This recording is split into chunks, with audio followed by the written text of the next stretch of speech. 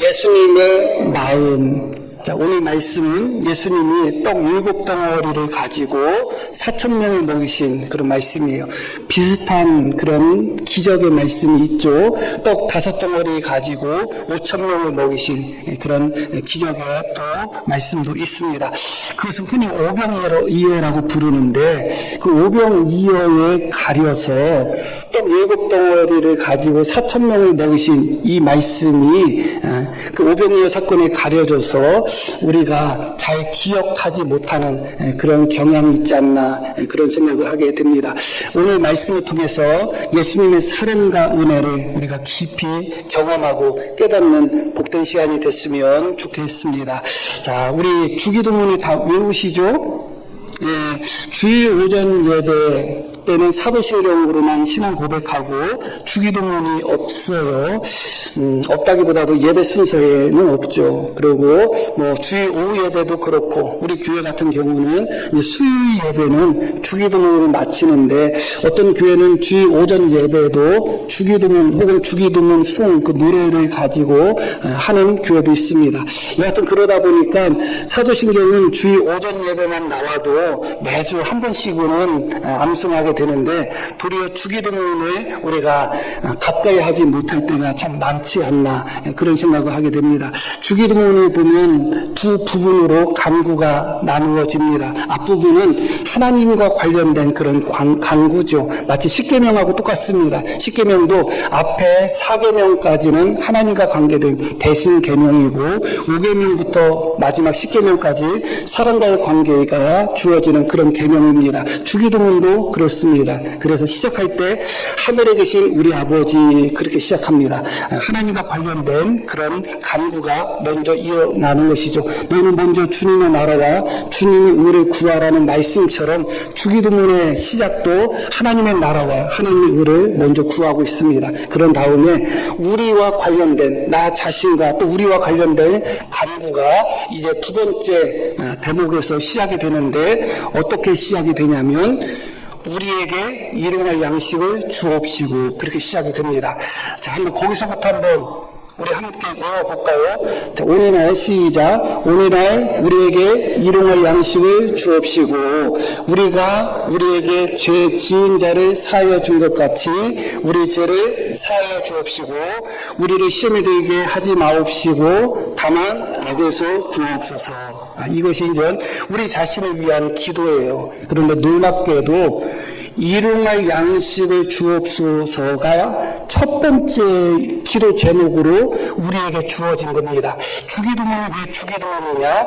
예수님이 가르쳐 주신 기도예요. 이렇게 기도해. 그러니까 어떤 의미에서 기도의 교과서라고 할 수가 있겠죠. 그런데 우리 자신을 위해서 기도할 때 우리 죄를 사하여 주옵소서, 우리를 시험에 들게 하지 마옵소서, 우리를 악에서 구원하여 주십시오. 그 기도보다도 놀랍게도 예수님이 가르쳐 주신 기도임에도 불구하고 일용할 양식을 주옵소서, 그 기도를 첫 번째로 하라고 주님이 가르쳐 주신 거예요.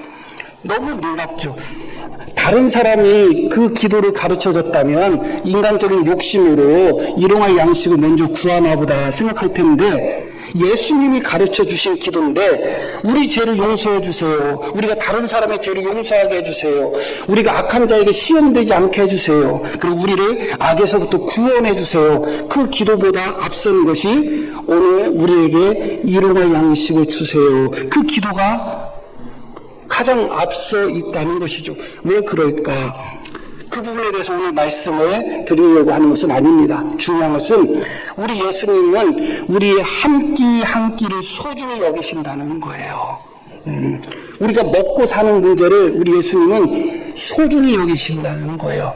광야 이스라엘 백성들 생각하면 순종하는 모습이 별로 떠오르지 않아요. 불순종의 모습, 불순종의 대명사가 광야 이스라엘 백성입니다.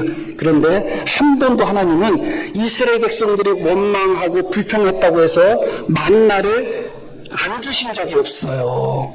그들이 그렇게 원망하고 불평하고 이 박한 식물, 만나를 향해서 보잘것없고 박하고 합사는 음식이라고 했거든요. 그런데도 우리 같으면 어떻게 하겠어요? 부인이 음식을 차려왔는데 에이 이것도 음식이야 하고 막 투정하면 어떻게 해요? 먹지마 하고 쑥 가져가죠. 그 다음부터 당신이 차려보고 우리는 그러겠죠. 그런데 이스라엘 백성들이 만나를 향하여 이 박한 음식, 이 볼품없고 하찮은 음식밖에 없다 하면서 하나님이 날마다 새벽마다 공급해 주시는 만나를 아주 하찮게 여겼거든요. 그런데도 날마다 먹이셨어요. 놀랍죠? 하나님은 우리가 날마다 한 끼 한 끼 그렇게 먹는 것에 있어서 생각보다 깊은 관심을 가지고 계셔요. 이 떡 7덩어리 가지고 4,000명을 먹이신 사건 전에 5덩어리 가지고 5,000명을 먹이신 기록도 있습니다. 그때는 놀랍게도 그 무리들, 5,000명의 무리들이 저녁 한 끼 먹을 것이 없을 때 예수님이 공급해 주신 거예요. 다시 말씀드리면 안 굶었어요. 5,000명을 먹으실 때 그들은 굶지 않았고 저녁 때가 된 거예요. 이제 밥 먹을 때가 된 거예요. 우리 같으면 어떤 생각이 들어요?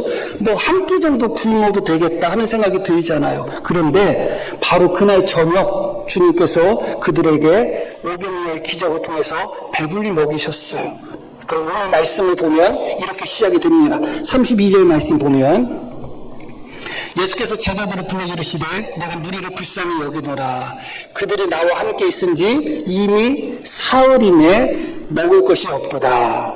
오늘 말씀은 오병이어의 기적은 예수님과 며칠 동안 함께 하다가 벌어진 기적이 아니라 그날 저녁이 없었을 때 그 한 끼 때문에 예수님께서 기적을 베푸신 것인데 이 7덩어리 가지고 4,000명을 먹이신 기적은 무리들이, 백성들이 예수님과 사흘 동안 함께 있었다는 거예요. 사흘이라는 것은 만 사일은 아니에요. 오늘 포함하고 내일 포함하고 모레 포함하는, 우리가 흔히 여행 갈 때 2박 3일이다 그렇게 표현하는 그런 사흘이에요. 그러다 보니까 만으로다는 이틀이 되지 않았을 수 있겠죠. 그리고 그때 당시 예수님을 따라왔던 사람들 상당수가 이미 도시락을 싸왔을 것입니다. 그렇기 때문에 실제로 사흘 내내 굶는 것도 아니었을 거예요. 몇 끼를 굶었는지는 모르겠습니다. 예수님의 마음을 생각하면 아마 몇 끼를 굶는 동안 방치하지는 않았을 것 같습니다. 여하튼 생각보다 그들은 예수님과 오래 있었어요. 예수님의 말씀을 전하실 때 내가 예수님께 가서 말씀을 들어야 되겠다 하는 마음으로 갔을 때 3일 동안, 사흘 동안 예수님과 함께 있을 것을 예상한 사람은 없을 거 아니에요. 그런데 놀랍게도 예수님과 3일 동안 그들은 함께 있었던 거예요. 이제 예수님은 그들을 돌려보내야 되는데 예수님과 3일 동안 함께 있었는데 이제 먹을 것이 없어요. 가다가는 이제 배가 고플 수가 있고 그래서 주님이 그들에게 양식을 공급하십니다. 다시 앞부분 32절 앞부분에 이렇게 시작이 됩니다. 예수께서 제자들을 불러 이르시되 우리 함께 읽겠습니다. 무리를 불쌍히 여기노라. 여기서부터 말씀이 시작이 되는 거예요. 내가 무리를 불쌍히 여긴다. 3일 내내 굶었다면 뭐 그럴 수도 있겠지만 어떻게 보면 3일 내내 굶지 않았을 가능성이 큽니다. 그러나 3일 내내 굶었다 할지라도 예수님은 어떤 분이셔요? 40일 금식하신 분이에요. 광야에서 40일 금식하신 후에 줄이셨다 그렇게 말씀이 나오죠. 40일 금식하셨으면 얼마나 줄이셨겠어요. 그때 돌을 가지고 떡을 만들어 먹으라는 뱀의 시험을 예수님은 물리치셨습니다. 주님은 40일까지도 굶어보신 분이에요. 그런 분의 입장에서 볼 때 한 끼, 두 끼, 뭐 하루 이틀 굶는 게 대단해 보이겠어요? 대단해 보이지 않겠죠. 그런데도 40일 동안 광야에서 금식하고 줄이셨던 경험이 있는 예수님이 예수님과 함께하는 무리들이 몇 끼 굶었다고 해서 저들이 나와 함께 있는데 먹을 것이 없어가지고 몇 끼 굶었는데 너무나 저들이 불쌍하다 그렇게 말씀하고 계시는 거예요. 주님의 마음과 사랑이 느껴지시나요? 우리 같으면 어떻게 할까요? 우리 같으면 그러겠죠. 아이고 안 죽어. 나는 40일도 금식했어. 아마 그럴 것입니다. 대부분 그럴 거예요. 뭐 그거 가지고 배고프다 그래. 40일 금식 해봤어? 그렇겠죠.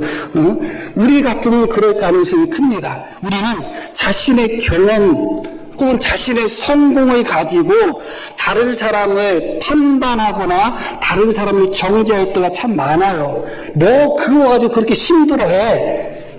나 젊었을 때는 더 힘든 일도 했는데 별거 아닌 거 가지고 왜 그렇게 어려워하고 아파해? 한 끼 두 끼 굶었다고 뭐가 그렇게 배가 고프다고 해? 우리 때는 노가다 굶었는데. 그러면서 마치 자신의 경험을 돌아보면서 그것이 기준이 되는 것처럼 말할 때가 많아요. 사실은 예수님이 무리의 배고픔을 보시고 불쌍히 여기셨다는 것은 너무 귀한 거예요. 말씀드렸듯이 40일을 금식하고 줄이셨던 경험이 있었던 예수님에게는 한 끼, 두 끼, 하루 이틀 굶는 정도는 별것도 아닌 것으로 보일 수도 있어요. 그럼에도 불구하고 그 예수님은 어떻게 하셨다고요? 내가 무리를 불쌍히 여긴다. 저들이 나와 함께 며칠 동안 있었는데 먹을 것이 없다. 그 사이에 예수님은 혼자 드셨을까요? 그렇지 않겠죠. 무리들이 먹지 못하는데 예수님은 혼자 숨어가지고 도시락 까드셨을까요? 같이 굶으셨겠죠. 그럼에도 불구하고 예수님은 내가 무리를 불쌍히 여긴다. 그렇게 말씀합니다. 예수님의 사랑의 가장 중심에는 무엇이 있느냐? 불쌍히 여기는 마음이 있어요. 예수님의 사랑뿐만 아니라 우리 모두도 마찬가지입니다. 사랑의 중심은 불쌍히 여기는 마음이 있어요. 누군가를 사랑한다면 그 사람의 모습이 불쌍하게 느껴져요. 그게 사랑의 본질입니다. 내가 누구를 사랑하는데 그 사람이 불쌍하게 느껴지지 않고 가끔 꼴보시게 느껴진다. 안 사랑하는 거예요. 사랑하면 불쌍하게 느껴집니다. 그게 마음이에요.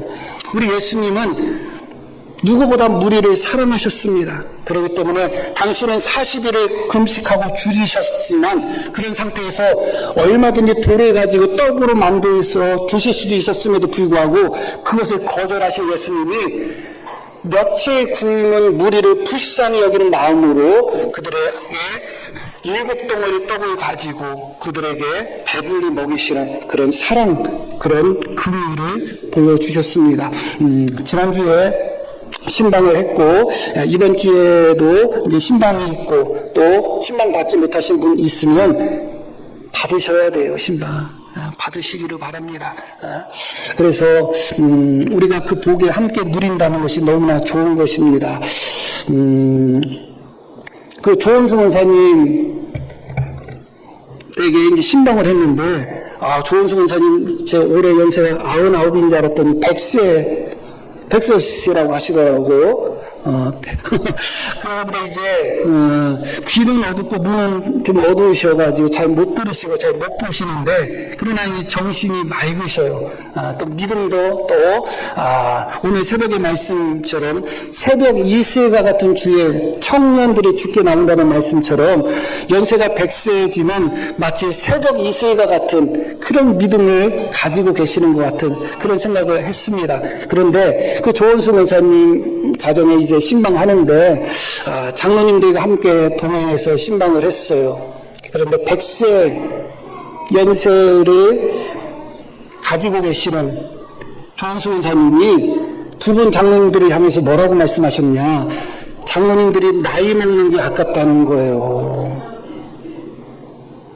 그 마음에서 예수님의 마음이 느껴지나요? 당신은 40일 동안 금식하셨음에도 불구하고 한 끼, 두 끼 굶은 그 백성들, 그 예수님을 따르는 자들이 한 끼, 두 끼 굶는 것을 안타까워하고 불쌍해 하시는 거예요.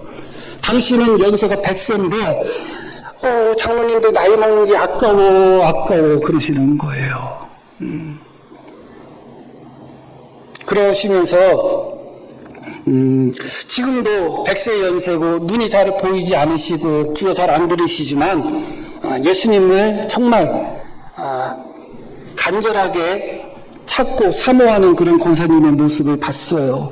주기도문도 계속 외우시고 사도신경도 그렇게 외우시고 그러면서 주기도문과 사도신경이 어느 때는 이렇게 섞여가지고 막 틀리게 나올 때도 있다고 그러셔요. 그래서 제가 권사님이 틀리게 외우셨다는 거 아는 것만 해도 좋은 겁니다. 제가 그렇게 말씀을 드렸어요. 그러면서 가끔 예수님이 찾아오신대요. 권사님이. 꿈에 찾아오시는데 예수님을 3번 만났다고 하시더라고요. 3번 꿈에 찾아오셨는데 처음에 2번에는 조원순 권사 그렇게 부르시더니 마지막 3번째는 조원순 선생님 그렇게 부르시라는 거예요. 3번째 찾아오셨을 때. 그러면서 권사님이 그러시더라고. 아, 내가 권사 자격이 없어서 예수님이 나한테 선생님이라고 부르시나? 그렇게 말씀하시더라고요. 그래서 제가 권사님한테 선생이 더 좋다고, 권사보다. 제가 그렇게 말씀드렸어요. 제가 왜 이 말씀을 드리는가? 그 자리에 있어서는 제가 목사였지만 조원순 권사님이 선생님이셨어요. 왜 예수님이 꿈에 조원순 권사님한테 선생님 했는지를 알게 되었어요. 당신 연세가 100세임에도 불구하고 당신 연세 먹는 것이 아까운 것이 아니라 교회를 잘 섬기는 그런 당신 연세에 비하면 한참 아래인 2분 장로님이 늙어가는 것이 나이 먹는 것을 안타까운 모습 속에서 저는 선생님의 모습을 보았습니다. 오히려 제가 배웠고 교훈을 받았습니다. 그러시면서 지금도 하나님의 은혜가 그렇게 감사하다는 거예요. 감사밖에 없다는 거예요. 조원순 선생님이지 권사님이 아니었습니다. 목사가 오히려 그 자리에서 권사님에게 가르침을 받고 왔습니다. 아마 함께 예배에 참석하셨던 장로님들 목사가 설교한 것은 하나도 기억이 안 날 겁니다. 오히려 조원순 선생님이 말씀하신 것이 기억이 날 거예요. 이 권사님의 모습을 보면서 또 예수님의 모습을 보면서 당신 자신도 똑같이 굶고 계시면서 그 전에는 훨씬 더 많은 금식 속에서 40일이라는 극한 굶주림 속에서도 당신을 위해서는 결코 돌 하나도 떡으로 만들지 않으셨던 예수님이 기꺼이 무리가 한 끼, 2끼, 몇 끼 굶었다는 것을 보고 너무 안타까워, 너무 불쌍해, 내가 무리를 불쌍히 여겨 그러시면서 그들에게 떡을 공급하고 계시는 것입니다. 이게 예수님의 사랑입니다. 예수님은 우리를 불쌍히 여기십니다. 그렇게 불쌍히 여기시는 예수님께서 이렇게 이어서 말씀하죠. 넘겨봐요. 그들이 나와 함께 있은지 이미 사흘이면 먹을 것이 없도다. 길에서 기진할까요? 굶겨 보내지 못하겠노라. 나는 저 무리들을 차마 굶겨 보낼 수 없어. 주님이 그렇게 말씀하는 거예요. 저 같으면 저는 잘 굶는 사람이거든요. 중학교 때부터 제가 아침을 안 먹었어요. 그래서 저는 아침 금식을 안 해요. 원래 안 먹는 사람이 아침을 굶으면 이게 금식인지 몰라가지고 아침 금식을 안 해요. 그러다 보니까 하루에 한 끼 금식하다 보면 2끼 금식이 되고 시험이 될 때도 있습니다. 여하튼 아마 어떤 분은 더 쉽게 굶는 사람이 있고 배고픈 거 조금 더 잘 참는 사람이 있고 한 끼라도 굶으면 못 사는 분도 있고 그래요, 사실은. 그래서 저 같은 경우는 그래도 잘 굶는 편이기 때문에 저 자신의 기준으로 해가지고 아마 한두 끼 굶었다고 해서 하루 이틀 굶었다고 해서 대단해? 그런 마음이 있었을 것 같아요. 그런데 예수님은 뭐라고 말씀하시냐? 차마 굶겨 보낼 수 없다. 가다가 저 사람들이 가다가 혹시 쓰러지거나 지칠 수 있지 않냐? 집으로 돌아가다가 그들이 쓰러질 수도 있고 지칠 수도 있으니까 차마 나는 이들을 굶겨보낼 수 없다. 그렇게 말씀합니다. 주님의 마음과 사랑이 느껴지시나요? 저들이 나와 사흘 동안 있었는데 저들이 지금 배가 고프다. 먹을 것이 없다. 참 안쓰럽다. 참 불쌍하다. 이제 저들이 집으로 돌아가야 되는데 내가 차마 저들을 굶겨보낼 수가 없다. 굶겨서 보내고서는 내 마음이 견딜 수가 없겠다. 그런 의미가 여기에 담겨 있는 것이죠. 그 중에 마가복음에 보면 그 중에 집이 먼 사람도 있다. 그렇게 표현해요. 멀리서도 온 사람도 있는데 집으로 돌아가다가 지치고 쓰러지면 어떻게 할까? 그들이 가는 길에서 기진하면 안 되지 않겠느냐. 그게 염려가 된다는 것이죠. 서론에도 말씀드렸듯이 우리 예수님이 가르쳐 주신 기도가 주기도문입니다. 언제 그 기도를 가르쳐 주셨는가? 40일을 금식하신 후에 그 뒤에 가르쳐 주신 기도예요. 당신은 비록 40일을 금식 기도하셨다 할지라도 제자들에게는 오늘날 우리에게 일용할 양식을 주옵소서. 그렇게 날마다 기도해 하면서 일용할 양식에 대한 기도를 첫 번째로 가르쳐 주셨던 분이 바로 예수님이에요. 그 예수님의 마음인 거예요. 그런 예수님이 그 무리들이 돌아가는 길에 지치고 피곤하고 기진할까봐 나는 저들을 굶겨 보내지 못하겠다. 그렇게 말씀하고 계시죠. 하나님께서는 우리의 머리털까지 세신바 되었다는 말씀이 나와요. 그냥 있는 말이 아니에요. 하나님 아버지는 우리 머리털까지 세신바 된 거예요. 그런 하나님의 사랑, 그런 예수님의 사랑, 당신이 십자가에 못 박혀 돌아가시면서까지 우리를 구원하신 것이 예수님의 사랑이잖아요. 그 주님의 사랑의 관점에서는 며칠 동안 굶어서 기진하는 그들의 모습이 너무 안타까운 거야. 지금 당장 그들이 먹을 것이 없고 당장 그들이 배고픈 것, 그것이 주님의 마음에 가득했지만 거기서 끝난 게 아니에요.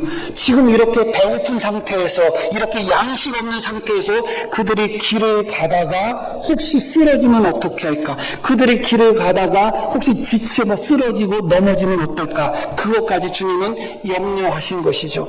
사실은 여기에서 주님의 사랑을 정말 깊이 느끼게 됩니다. 말씀드렸듯이 우리의 머리털까지 세신바 되었다는 말씀처럼 하나님은 우리에게 온갖 사랑과 관심을 가지고 계십니다. 우리가 걸어가는 그 인생의 길에 있어서 우리가 지치고 때로는 우리가 쓰러지고 우리가 넘어지는 것 주님은 다 알고 계셔요.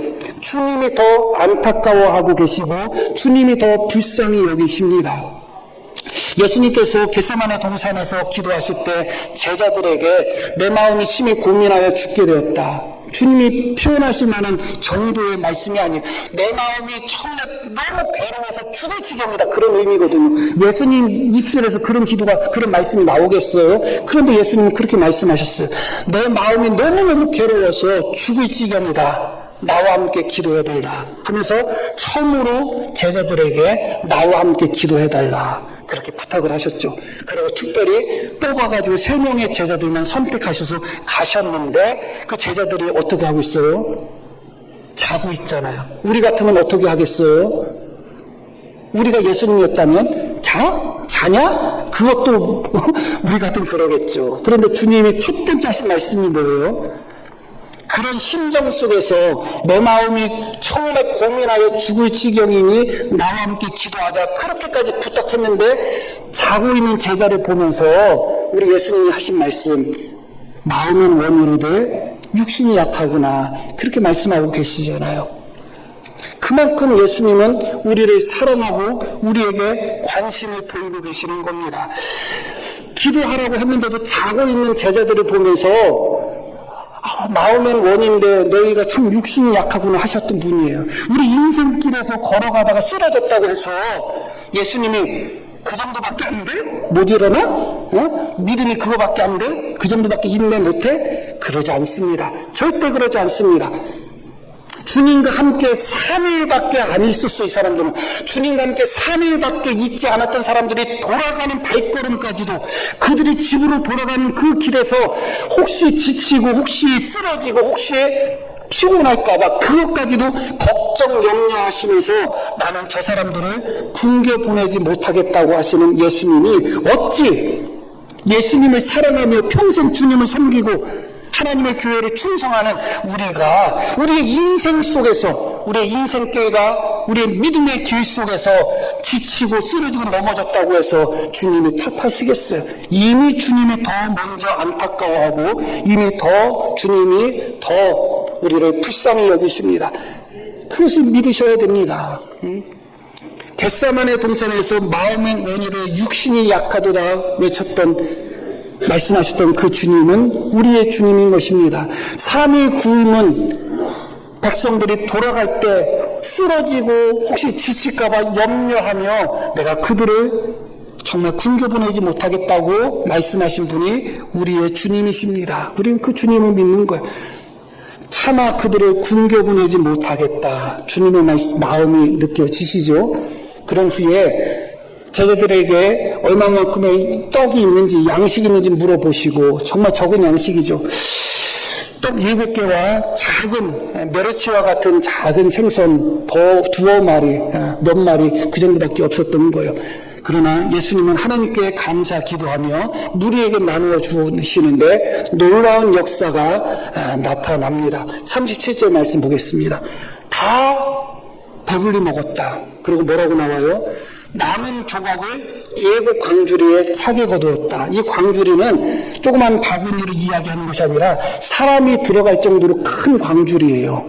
그런 광주리에 7 광주리에 차고 넘치게 거뒀다. 차게 거두었다는 것은 그 광주리에도 가득 차게 사람이 들어갈 정도로 큰 광주리에도 7 광주리가 차고 넘치도록 먹고 남은 부스러기가 그 정도로 될 정도로 다 배불리 먹었다. 그렇게 말씀이 나옵니다. 주님의 마음 세 번째가 무엇이냐?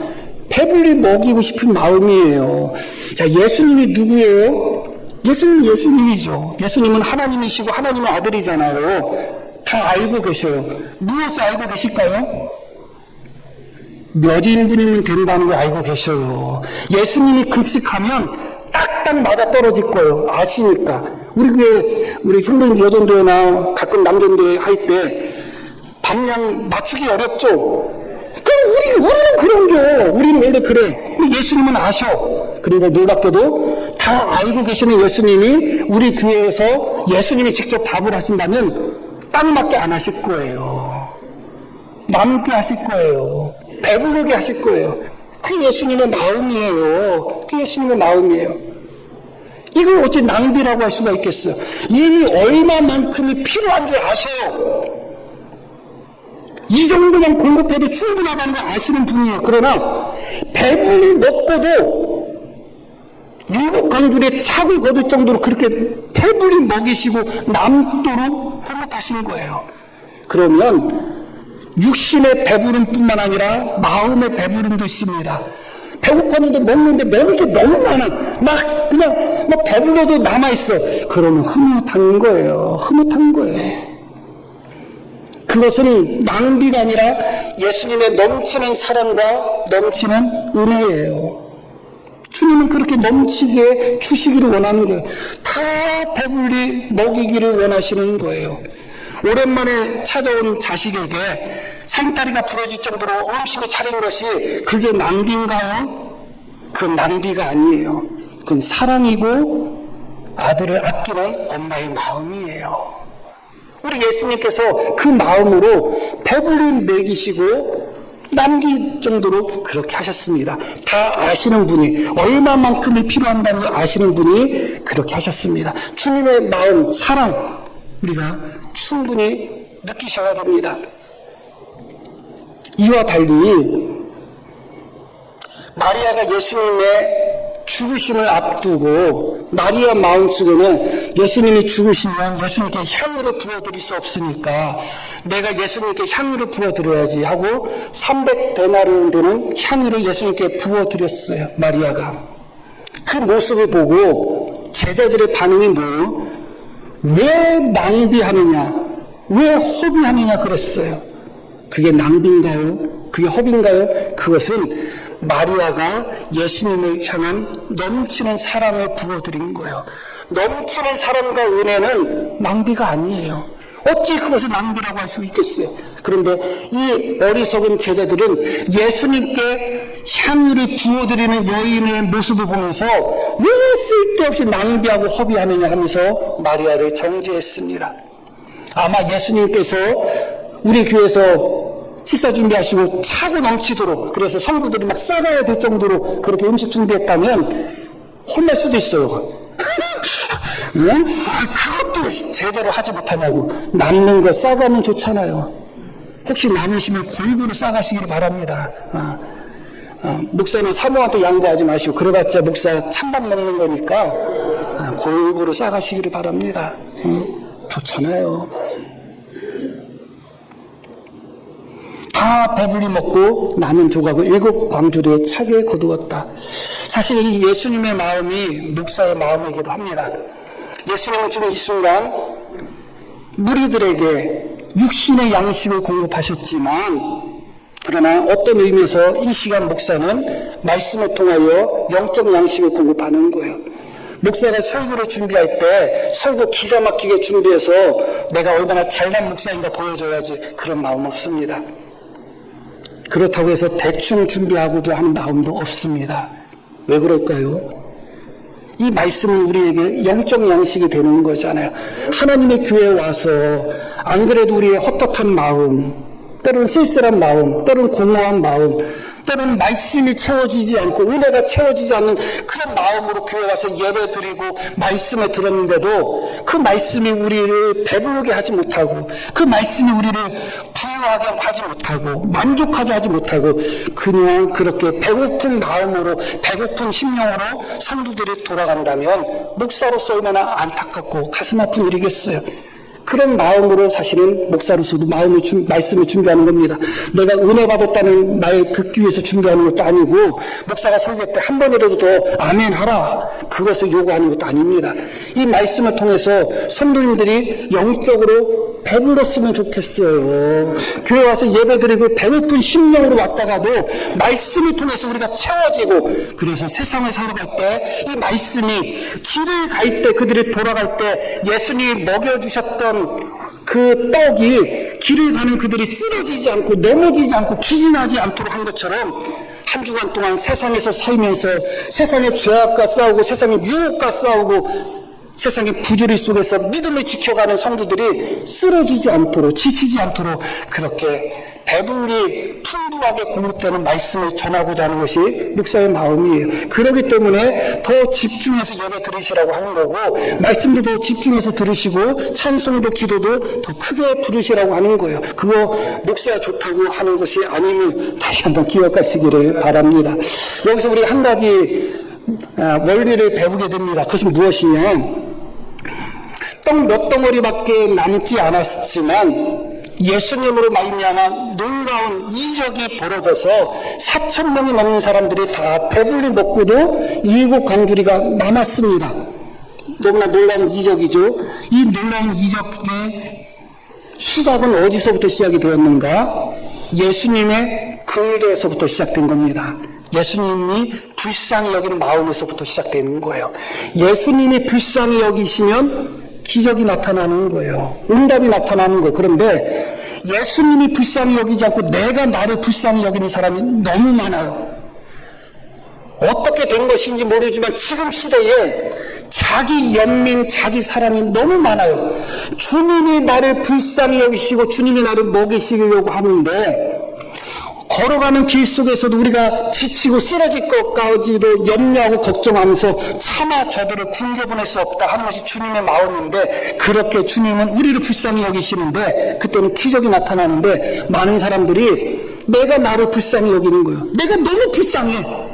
나는 피해자 같고 신랑 잘못 만난 내가 너무 불쌍하고 남편 잘못 만난 내가 너무 불쌍하고 직장 상사 잘못 만난 내가 너무 불쌍하고 이웃 잘못 만난 내가 너무 불쌍해. 엄마 아빠 잘못 만난 내가 너무 불쌍해.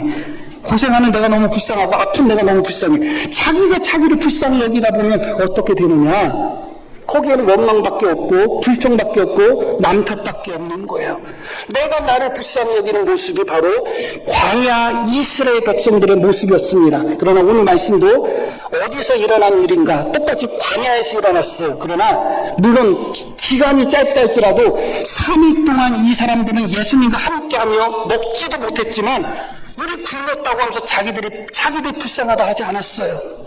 오히려 그들을 예수님이 불쌍히 여기시고 오히려 그들에게 배불리 먹이신 것이죠. 신앙에 있어서 나를 불쌍히 여기는 마음, 자기 연민보다 무서운 것이 없어요. 이것을 깨트리지 않으면 신앙의 진보가 일어날 수가 없습니다. 언제나 나는 피해자고 언제나 나는 손해보는 사람이고 언제나 나는 누구 때문에 이렇게 고생하고 어려움을 겪는 불쌍한 사람이라고 생각할 때 신앙은 원망 불평으로 점쳐야 될 수밖에 없습니다. 광야 이스라엘 백성들이 그런 모습을 보였습니다. 그들은 하나님이 공급하시는 만나를 날마다 먹었어요. 하나님이 구름 기둥과 불 기둥으로 그들은 날마다 인도하셨어요. 무엇이 문제예요? 그럼에도 불구하고 그들은 날마다 자기들이 불쌍했던 거예요. 왜 우리가 광야에서 죽어야 돼? 왜 우리가 가나안 땅 못 가야 돼? 왜 우리가 애굽에서는 잘 먹었는데 여기서 왜 고생해? 하면서 날마다 자기를 불쌍히 여기는 모습 속에서 원망 불평을 했습니다. 하나님의 은혜의 시작은 내가 나를 불쌍히 여기는 데서 시작되는 것이 아닙니다. 다윗의 자신 예수여 나를 불쌍히 여겨주십시오. 거기서부터 하나님의 은혜가 생기는 겁니다. 무리가 나와 함께한 지 3일인데 저들에게 먹을 것이 없다. 내가 저들을 불쌍히 여긴다. 거기서부터 하나님의 기적과 은혜가 생기는 것입니다. 결론적인 말씀을 드리겠습니다. 33절 말씀 보겠습니다. 예수님이 저들에게 양식을 줬으면 하는 마음을 보였을 때 제자들의 반응이, 제자들이 이르되 광야에 있어. 어디에 있다고 해요? 지금 광야에 있습니다. 우리가 어디서, 광야니까 어디서 구할 데가 없죠. 어디서 이런 무리가 배부를 만큼 떡을 얻으리까? 어디서 얻을 수 있을까요? 제자들의 믿음의 고백은 아닙니다. 그러나 이 질문 속에 답이 있습니다. 우리가 이 광야에서 어디서 배부를 만큼 떡을 얻을 수 있겠습니까? 가장 가까운 데 있습니다. 파랑새처럼 가장 가까운 데 있는 겁니다. 예수님을 앞에 두고서 주님 우리가 어디서 우리가 이 모든 사람들이 배불리 먹을 만한 떡을 얻을 수 있을까요? 여기는 광야인데 주님이 하시는 것이잖아요. 주님이 함께 하시면 광야는 더 이상 광야가 아니에요. 우리가 부르는 찬송도 그 어디나 하늘나라 찬송을 부르잖아요. 어느 곳에 있든지 그 어디나 하늘나라 그런 찬송처럼 광야에 있다 할지라도 주님이 그곳에 있다면 주님은 광야를 변하여 샘이 되게 하시는 분입니다. 그게 주님이에요. 떡 몇 덩어리 가지고도 4,000명을 먹이는 남는 분이 주님이에요. 광야라 할지라도 광야라고 해서 낙심하지 말고 내가 예수님과 함께하고 있는가, 예수님이 나와 함께하고 계시는가, 그것을 먼저 생각하셔야 됩니다. 광야다 할지라도 주님이 함께하시면 더 이상 광야가 아닌 것입니다. 우리를 불쌍히 여기시는 그 예수님이 우리 인생의 광야 속에서 함께하십니다. 그 예수님은 우리가 한 끼만 굶어도 안타까워하시고 불쌍히 여기시는 그 예수님이 인생의 광야 속에서 우리와 함께하십니다. 우리 인생에 걸음걸으면서 혹 넘어지고 쓰러지는 것조차도 더 안타까워하고 더 사랑하시는 마음으로 저들이 길을 가다가 기진하여 쓰러질까 내가 염려한다. 그 예수님이 광야와 같은 인생 속에서 함께 하십니다. 광야만 보지 마시고 그 광야에 함께 하시는, 변화시키시고 새롭게 하시며 없는 것에서 있게 만드시고 우리를 사랑하시고 또 사랑하시는 그 예수님이 우리와 함께 계신다는 것을 믿음으로 바라보며 승리하시는 우리 모두가 되기를 소망합니다. 자, 우리 들으신 말씀 기억하며 함께 기도하겠습니다.